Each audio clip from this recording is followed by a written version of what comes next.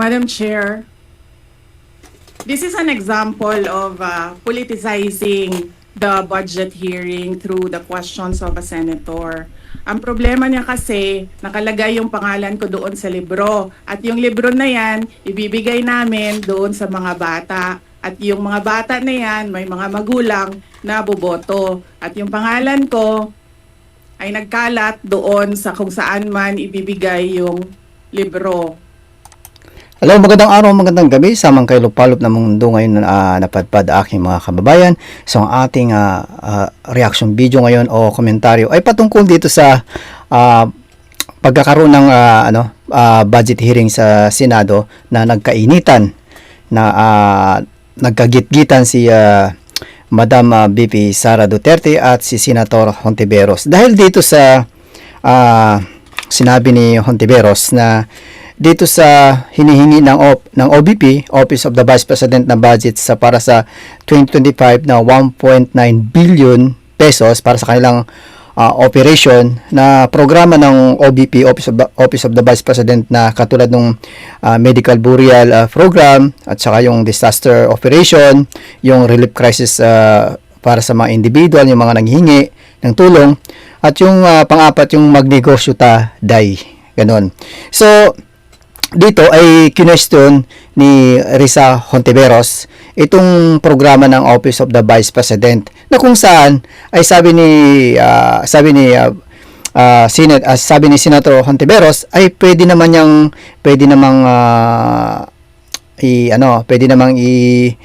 hindi na to hingi ni Vice President Sara Duterte, kundi ay itong mga programa na to ay related din naman sa programa ng DOH, DSWD, ganun. So, tsaka yung programa na tinatawag na IX sa DSWD na kung may kailangan ka bilang may kinakailangan ay sa mga taong may pangangailangan, pwede silang lumapit sa DSWD. Pero hindi ito nagustuhan ng Vice President itong mga panukala ni Hontiveros, dahil ito ay pawang ika nga sabi ni Vice President Sara Duterte ay ito ay pamumulitiko, dahil pinaliwanag dito ni Vice President Sara Duterte na kung ganito ang gagawin niya ay ito ay masyadong napopolitiko yung ganitong programa, kasi nabanggit niya dito sa video na to ay pag merong nangangailangan na pag sinabing pag i-refer ng OBP dun sa halimbawa sa DSWD o IX, sabihin nila yan hindi pwede kasi galing yan sa Office of the Vice President. So doon ay napopolitiko na. So dito uminit ang ulo ng ating Vice President Sara Duterte. So ngayon, bago natin ito simulan at magbigay ng komentaryo, ay please naman kung bago kayo sa aking channel, huwag makalimot mag-subscribe, mag-like at mag-share at pakihit ang notification bell para maging updated kayo sa mga video aking i-upload. Dalawang tanong lang po, Chair, para ngayong araw. Una po, I note that a huge chunk of the OVP's 2025 operations budget, 1.909 billion pesos, will be used for the delivery of socio-economic programs such as one medical and burial assistance program. This supplements other healthcare programs of the government to assist indigent individuals and dito ay inisa-isa ni Hontiveros yung apat na nabanggit ko na programa ng Office of the Vice President na gusto ni Senator Hontiveros dahil sa kanyang pamumulitiko ay ibigay na lang ng Office of the Vice President yung hiningi nilang budget na 1.9 billion dito sa aliman dito ng mga institusyon na pwedeng gamitin sa mga ganitong klaseng similar na program. Nakakatawa, di ba? At dapat hindi na to gagawin ni Hontiveros dahil diskarte na to ng Office of the Vice President paano nila to gagawin yung programa na to. Ay importante, lahat ng programa na to ng Office of the Vice President ay naka-relocate na yan lahat, naka-program na yan lahat. So hindi na dapat ginagawa to ni Hontiveros pero kasi si Hontiveros, grabe to pamuliti ko ng babae na to. Grabe ka, Madam Hontiveros. families. For 2025, 771.445 million will be allocated for the program.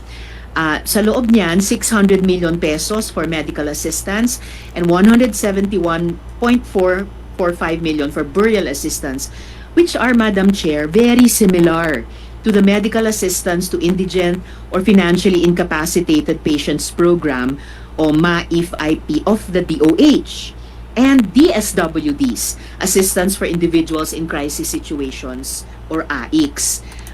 Ang katakataka pa dito ay bakit itong si Hontiveros masyado nang sinisingle out tong budget ng OVP? Bakit hindi niya busisihin ang budget ng presidente na hundreds of billion pesos yung hinihingi ngayong 2025? At isa pa, yung kalahating araw na pagsona na umabot ng 20 million ang budget ng kanilang kinakain. Hindi ba ito binubusisi ni Hontiveros? Hindi malang nagkaroon ng katanungan? Madam Hontiveros, magtanong ka naman dyan sa 20 million na yan. Ano nangyari dyan? Kalahating araw lang halos. Naubos ang 20 million. Ano bang kinain ng mga congressman sa kanilang mga bisita doon sa zona na yon? Anong kinain nila? Ginto? Pangalawa, disaster operations, which aims to provide relief goods to disaster-stricken areas not commonly reached by other agencies. Para doon 101.644 million pesos, and is also similar doon naman sa disaster risk management program of the DSWD. Third, relief for individuals in crisis and emergencies, o providing food boxes or food items to families who are ineligible for OVP's other services. So 50 million pesos, which is also similar to DSWD's AICS. And last, Magnegosyo Taday, livelihood assistance for those with entrepreneurial skills, 150 million pesos, which is also similar to DOLES naman, Integrated Livelihood Program o DLIP. So, ang tanong ko po dito, Madam Chair, anong nag-lead sa OVP na mag-consider na i-launch yung ganitong programs? May ginawa bang studies para suportahan yung pagkakaroon ng ganitong programs na parallel naman sa katulad at existing programs ng iba't iba nating line agencies, Madam Chair? Alam niyo mga kababayan, hindi ba kayo nagtaka dito kay Hontiveros? Bukod tanging siya sa Senado na daming tanong. Okay lang magtanong, pero yung tanong na nasa tama. Pero itong si Hontiveros, yung tanong niya ay tanong ng yung kine-question talaga niya na dapat ay itong programa ni Vice President Sara Duterte na yung 4 na klase na yon, ay bakit hindi na lang i-consider sa mga ibang institusyon na nangangailangan?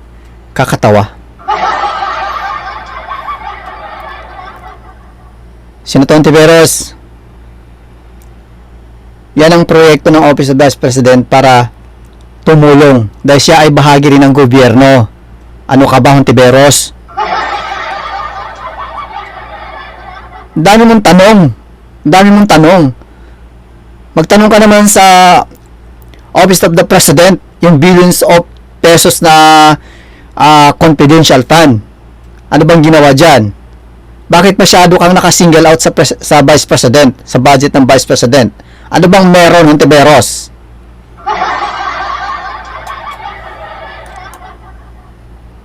Yes, Madam Chair. Thank you.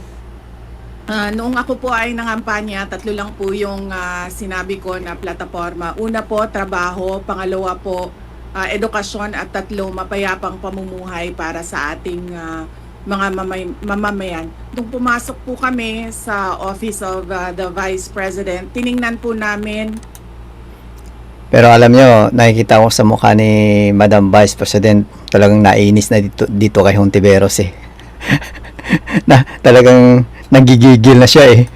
Ang mga pinakamaraming requests ng ating mga kababayan. Una-una po, ang lagi po naming natatanggap na request ay medical and burial assistance. Pangalawa po ay financial assistance. Pangatlo, lagi silang humihingi ng tulong sa pagkain. At pang-apat, very recently sa tali ng mga requests, Yes, sa tali ng mga requests is yung educational assistance na sinasabi ng mga kababayan natin. Sinasabi namin lagi sa kanila, libre naman yung public schools. Ngayon ay libre na rin yung higher educational institutions. Pero sinasabi nila nahihirapan kasi sila sa plete. Pero alam niyo mga kababayan, yung programa ni Vice President na yung libreng sakay dito sa bandang Cavite, marami nang nakinabang. Magandang programa yan. Malaking ambag yan, malaking tulong sa mga nangangailangan. Alam nyo, kahit na 5 pesos lang, malaking bagay na yan sa atin sa Pilipinas. Kaya bigyan natin ng malakas na palakpakan ng ating Vice President. Nahihirapan sila sa pabaon ng mga bata at sa pagkain ng mga bata. Kaya meron kaming bago, ito yung educational assistance. At ang panghuli naman, lagi naming tatanggap na request galing sa ating mga kababayan ay kapag sila ay naging biktima ng disaster, whether man-made or natural disasters. So, kitang-kita naman tong programa ni Vice President sa Duterte na yung mga program para sa relief sa pagkakaroon ng mga disaster, di ba? Nakita naman nung pagkaroon ng Bagyo Carina, although umalis siya papuntang German para sa treatment ng kanyang nanay dahil naka-schedule na yan bago pa darating ang bagyo, pero tinitira pa rin siya ng mga troll na keso ganon, bakit umalis. Pero alam nyo, naka-well prepared na yung mga relief, mga tulong dun sa mga sino man yung nabibiktima. Kitang-kita naman natin sa social media, pero hindi masyado hin-highlight ng mainstream media. So, bigyan natin ng masibagong palakpakan ng ating Vice President.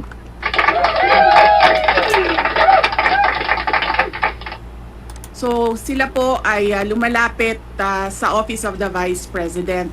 Totoo po, merong mga ibang local government units at ibang national government agencies na ganito po ang kanilang programa.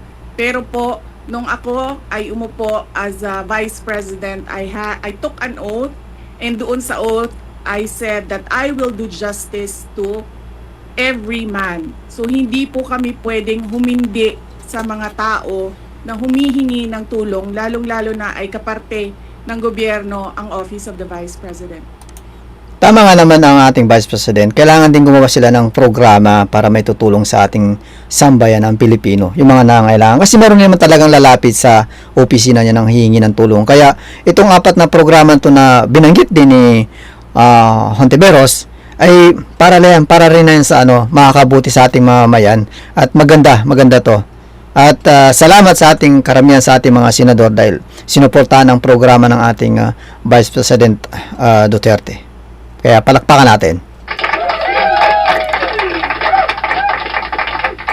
At para sa Hontiveros, kasawian sa iyo. Salamat, VP, Madam Chair.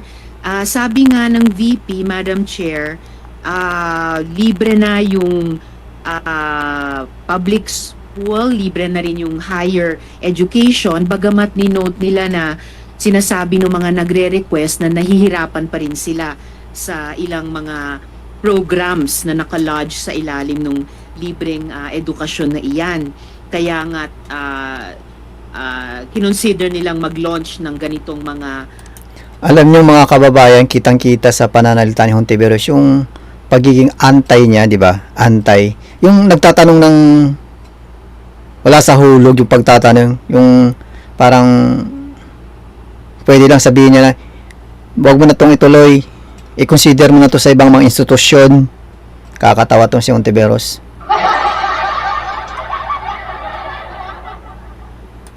Katulad na programs. Iko-consider ba ng VP na i-lodge na lang yung mga budgets nitong mga programa dun na lang sa mga line agencies natin, tapos mag-request na lang ang OVP ng allocation para in sync sa priorities ng executive department sa halip na magkaroon pa ng hiwalay pero magkatulad naman na programa, Madam Chair?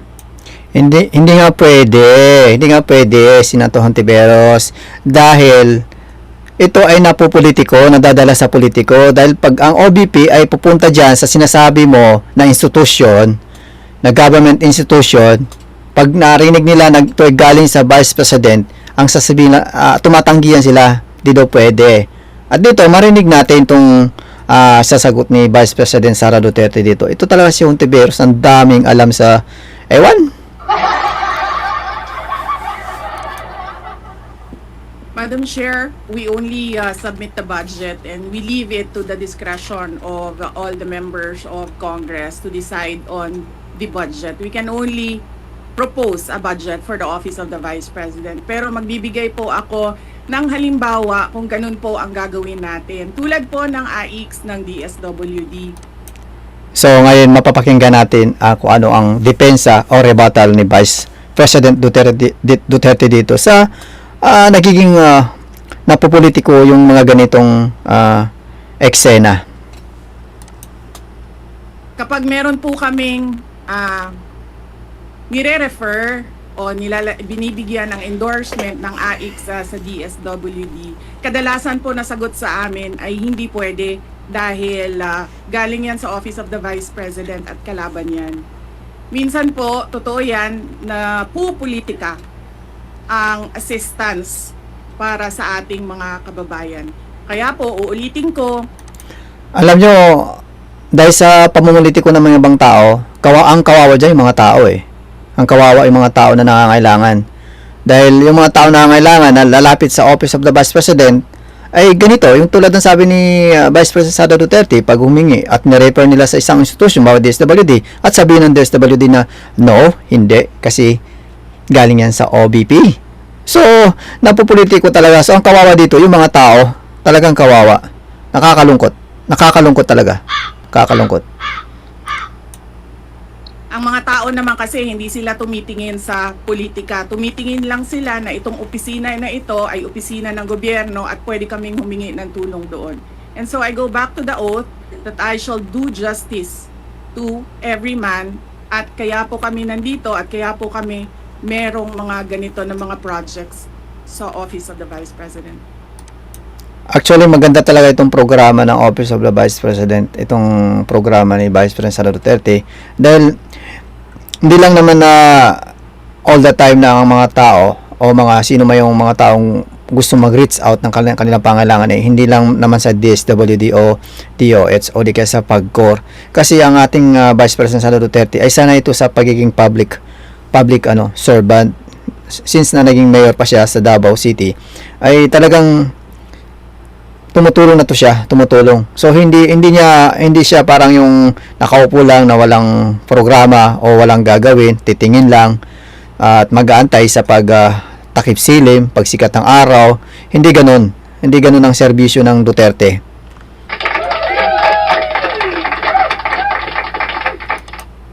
Salamat VP, Madam Chair. Wini-welcome ko yung sinabi nila na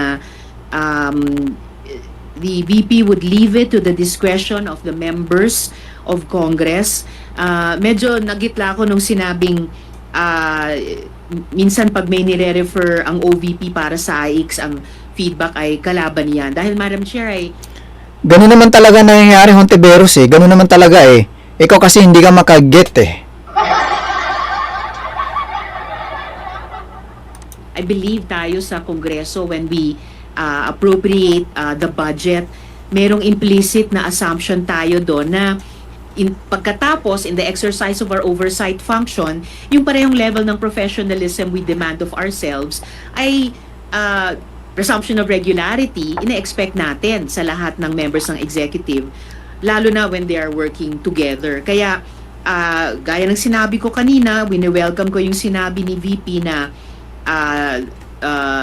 they would leave it to the discretion of the members of Congress, and tayo naman ay hindi tayo bibitaw sa mahigpit nating pag-ensure na these programs be implemented by the appropriate agencies o kahit in collaboration with each other na naaayon talaga sa tamang standards above partisan politics. And therefore, at the proper time, Madam Chair, gagawa ako ng proper motion para i-lodge yung budgets ng mga programang ito sa line agencies na may klarong opportunity for OVP na mag-request for allocation as for other offices in the executive.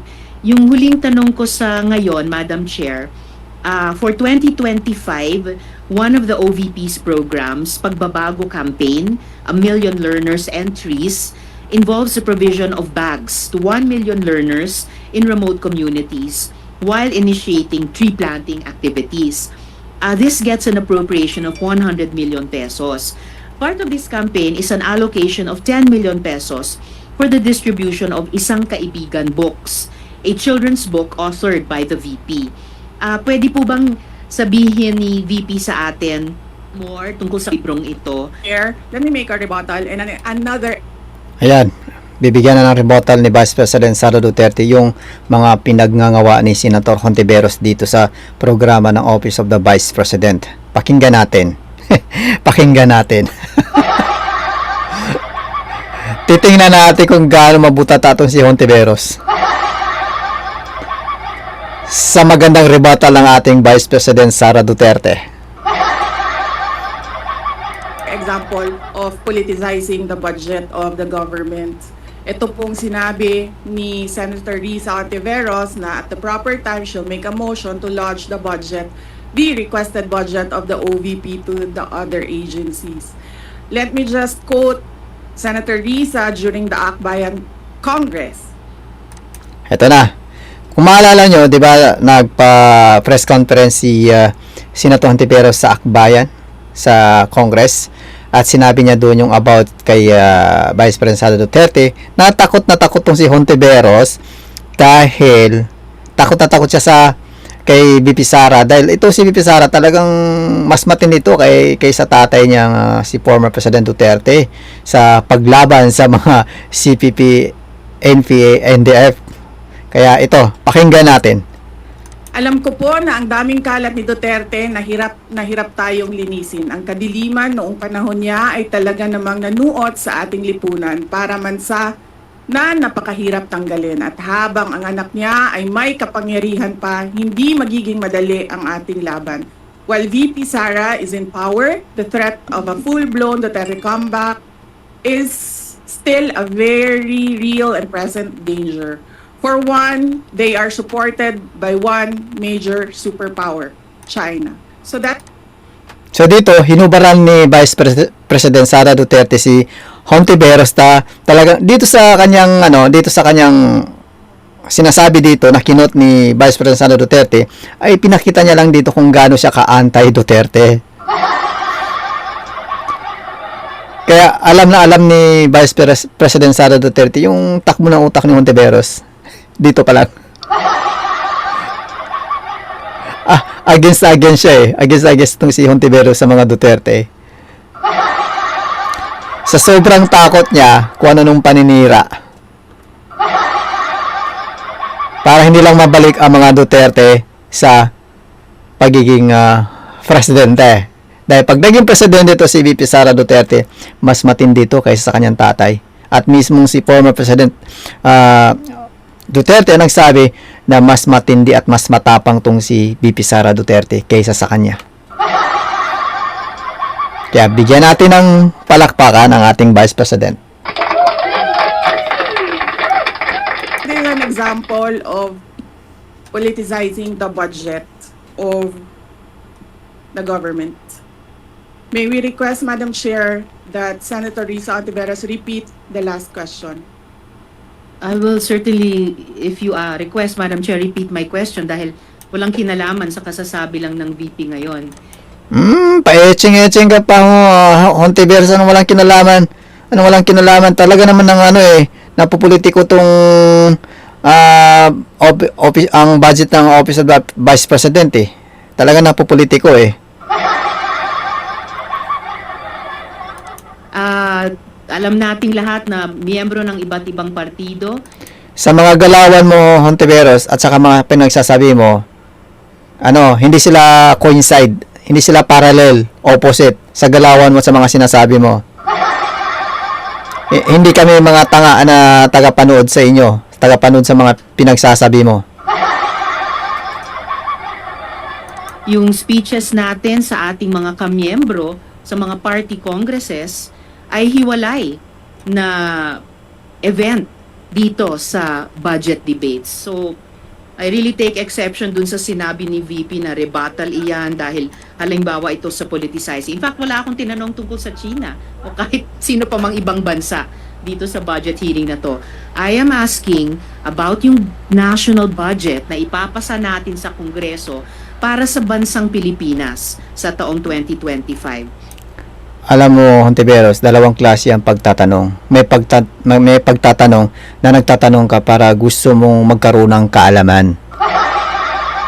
At pangalawang klase ng pagtatanong, yung pagtatanong na nagmamak ka sa tinatanong mo. Ganun yun. So yung katanungan mo, nandun ka sa pangalawa, nagtatanong ka para imak yung programa ng Office of the Vice President. Ganun yun, Hontiveros. At ang pangalawang at huling tanong ko sa ngayon, before I make at the proper time, propose an amendment which may or may not be accepted by the chair and by the colleagues, para nga mas i-align ang mga kaperahan natin, lalo na't masikip ang fiscal space natin dun sa mga appropriate programs sa appropriate agencies na malayang-malaya ang OVP makipag-partner sa kanila tulad ng sino pang opisina sa executive. Alam mo, Hontiveros, pinaliwanag ni Vice President Sara Duterte yan sa mga una niyang sinabi na yan ay masyadong napopolitiko. Yung mga ganyang sinasabi mo na okay sana kung hindi napopolitiko, maganda yung mga pinagsasabi mo. Pero it seems na napopolitiko yan, nadadala sa politiko dahil talagang ginigipit ang OBP ng gobyernong ito. Ginigipit. So, yung mga pinagsasabi mo, hindi mangyayari yan. Dahil ginigipit nga eh. Pati nga yung confidential pa, ginigipit eh. Ikaw ba naman, Hontiveros? Hindi na nga humingi, hindi na nga nagdemand ng OBP ng confidential pan eh. Pati ba naman tong programa niya, magandang programa at nakadetalye naman yung lahat ng paggagamitan eh. Ano ka ba? Hontiveros? Ang tanong ko po ay ilang mga libro ng isang kaibigan ay bibilihin at i-distribute at ano, if the VP could tell us more about the contents ng librong ito. Madam Chair. Madam Chair, the book is not for sale. We only pay for the publication of the book. Ayun naman pala Hontiveros eh. Hindi naman pala for sale yun eh. Yung publication lang may bayad, pero yung pag-distribute, libre yun. So, ano, Hontiveros, ano pa?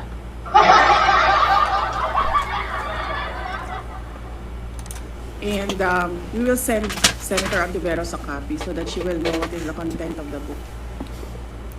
Oh, Ayan, Madam Vice President, bigyan mo ng assignment yan si Senator Hontiveros. Basahin niya yung books na yan na gusto mong i-distribute sa mga paaralan para magkaroon naman ng kalaman kung anong nilalaman yan. Para hindi na siya magtatanong, hindi na siya mangangapa. this question is not only for me, Madam Chair, para rin para sa mga kasama dito sa budget hearing.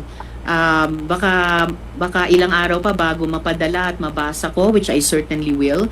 But I am asking a question bilang isang mambabatas sa head of agency ng isang opisina sa executive dito sa budget hearing na to. Simpleng tanong, tell us more about the book, Isang Kaibigan, at ilang kopya nito ang bibilihin ng gobyerno sa halagang 10 milyong piso at i-distribute sa kasama ng mga bags sa 1 million learners sa remote communities, Madam Chair. Madam Chair, this is an example of politicizing the budget hearing through the questions of a senator. So ito na, inisesa na ni Vice President Duterte yung napopolitiko talaga tong kanyang paghihingi ng budget dito sa kanyang mga programa. Ito, binigyan niya ng sample. Kaya, ito na. Ang problema niya kasi, nakalagay yung pangalan ko doon sa libro. At yung libro na yan, ibibigay namin doon sa mga bata. Ayun naman pala ayun naman pala, Senator Hontiveros nagiging bitter ka Bakit ayaw mo ba ma-publish yung magandang ginawa ng ating Vice President Sara Duterte? Dahil mas lalo siyang gaganda at magiging mabango sa sambayanan. Ano ba yan? At yung mga bata na yan, may mga magulang na boboto. At yung pangalan ko ay nagkalat doon sa kung saan man ibibigay yung libro. Madam Chair, we commit to send tomorrow everyone in this room a copy of the book. Madam Chair, hindi ko maintindihan yung ugali ng ating resource person.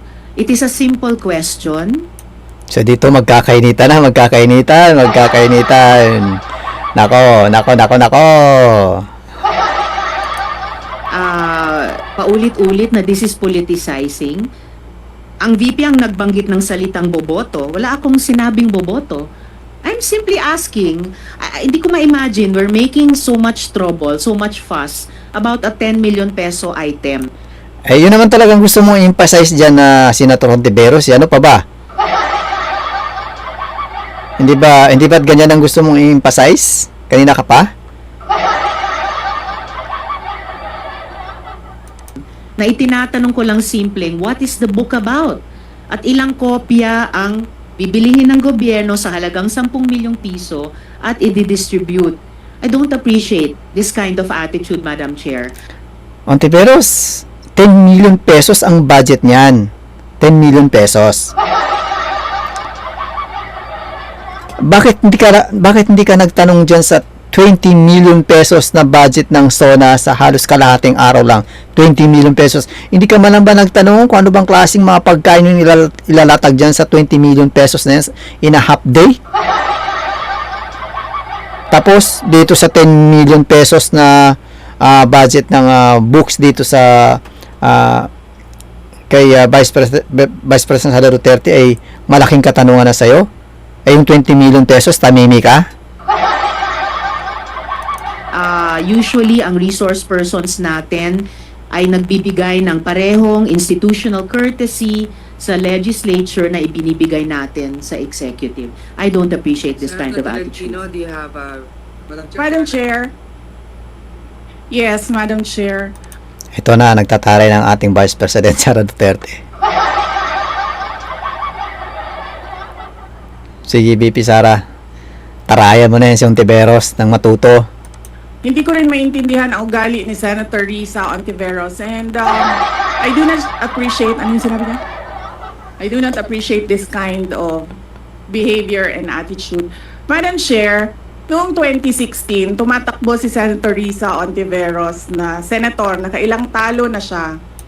Nako, nakakahiya to, Hontiveros. Hinubaran ka ng ating Vice President Sara Duterte sa ginawa mong mangga.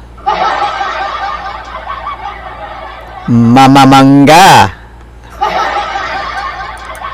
So, Dalawa, Madam Chair. okay, dalawa. Natatakot siya sa pangatlong talo niya, kaya pumunta siya sa Davao. Humingi siya ng tulong. Tinulungan siya ng isang kagawad ng Davao na ngayon hindi na siya sinusuportahan. Humingi siya ng tulong sa akin, thinking na hindi mananalo si President Rodrigo Duterte. Kinausap niya ako ng kinausap doon sa law office ko sa Davao City. Sabi ko sa kanya, o sige, tutulungan kita. Chinika niya ako ng chinika. Tapos umalis siya. Siyempre, hindi naman siya tumutulong kay Pangulong Duterte. Hindi din totoo yung sinabi ko na tutulungan kita. Tinext niya ako. Ayun. Ayun. Pwede ba akong mag-follow up sa hinihingi kong tulong sa boto dyan sa Davao City? So sabi ko sa kanya, okay, sige. So, tinawagan ko at sinabihan ko at pinakiusapan ko ng pinakiusapan si former Congressman Milen Garcia. Sabi ko sa kanya, Kong, tulungan mo ito. Bigyan mo na lang ng ilang barangay mo at ilang mga leaders mo. Ayaw pa siya tulungan. sobrang effort pala ng ating President Sara Duterte dito sa pagtulong kay Risa Hontiveros nung pagtakbo niya ng senator, ano. Grabe pala. Pero nung after nang nanalo to si Hontiveros, grabing paninira niya sa mga Duterte at kung ano-anong mga pinapatawag niya sa Senate inquiry na para lang magkaroon ng idadrag ang mga Duterte, ano. Grabe. Ito talaga ang mangga. Promise. Ni former Congressman Milen Garcia, pinakiusapan ko ulit, Kong, please tulungan mo na lang. Nanalo na siya, at nung nanalo siya, anong ginawa niya? Siya ang pinakaunang umatake kay President Rodrigo Duterte. Anong Ano yun?